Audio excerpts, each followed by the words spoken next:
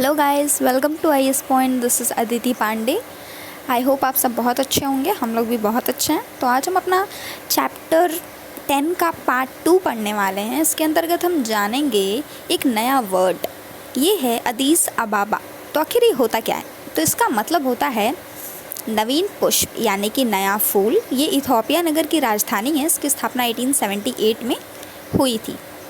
Canberra को जानते हैं? ये अमेरिकन वास्तुविद वॉल्टर बर्ली ग्रिफिन ने 1912 में ऑस्ट्रेलिया की राजधानी के लिए इस नगर की योजना बनाई थी।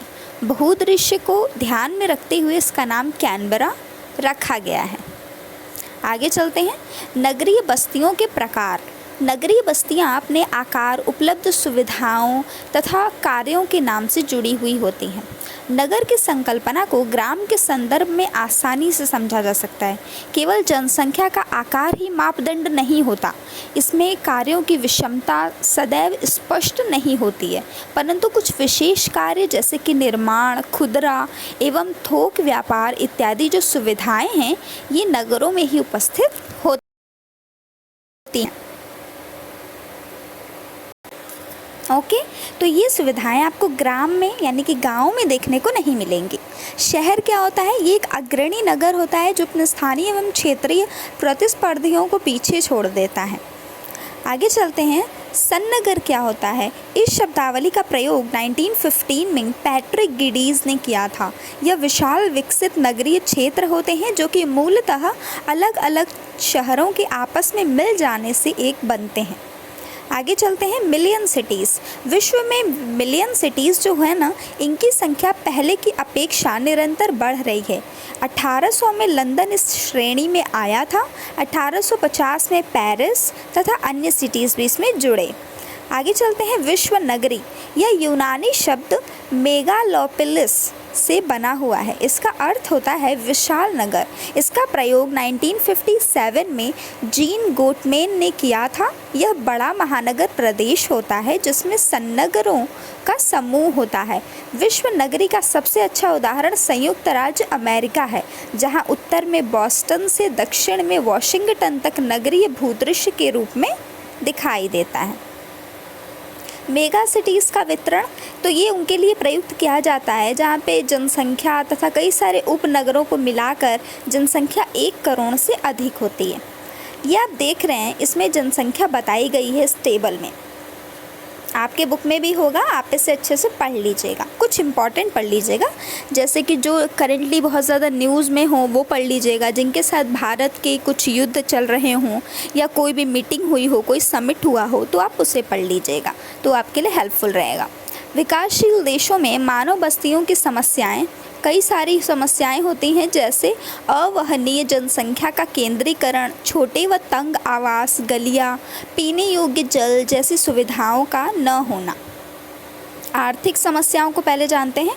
विश्व के विकासशील देशों में ग्रामीण व छोटे देशों में काफ़ी सारी समस्याएं होती हैं। अब आर्थिक का मतलब है फिनेंशियल से जुड़ा हुआ हो। जब ज़्यादा विकास नहीं होगा, ज़्यादा टैक्स पे नहीं होगा, लोग जागरूक नहीं होंगे, तो फिर आर्थिक विकास कम होगा। ये सारी चीज़ें एक दूसरे से कनेक्टेड हैं। आगे चलते हैं। सामाजिक एवं सांस्कृतिक समस्याएं। बहुत सारी सांस्कृतिक समस्याएं भी हैं। सामाजिक समस्याएं जो है ना, इसके अंतर्गत आता है, मान लीजिए वुमेन्स के प्रति सोच हो गई, जो कि पूरे सामाजिक की प्रॉब्लम है ना। अगर एक समाज किसी एक ही दृष्टि से चल रहा है तो वो गलत होगी, ठीक है।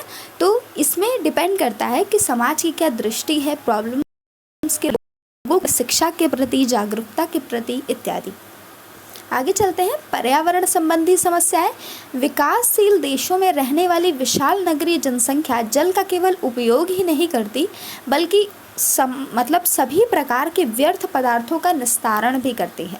जैसे अगर कोई देश की पॉपुलेशन बहुत ज़्यादा है तो वहाँ पे एसी भी, मान लीजिए अगर वो बहुत ज़्यादा विकासशील देश ना होकर विकसित देश है, ठीक है, तो वहाँ पे एसी बहुत ज़्यादा उपयोग होगी, जिससे पर्यावरण को नुकसान पहुँचेगा। ग्लोबल वार्मिंग, तो वहाँ पे ये सारी प्रॉब्लम्स देखने को मिलेंगी।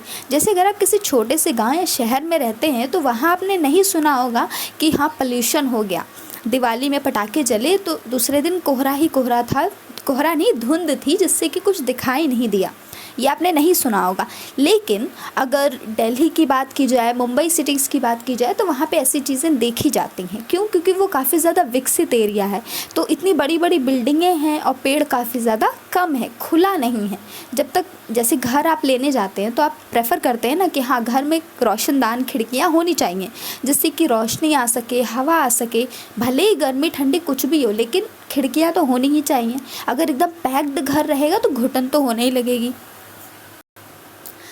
तो आपका ये चैप्टर इसी टॉपिक के साथ ख़त्म होता है और आपका ये क्लास भी फिनिश होता है। कल से हम कुछ और स्टार्ट करेंगे पढ़ना।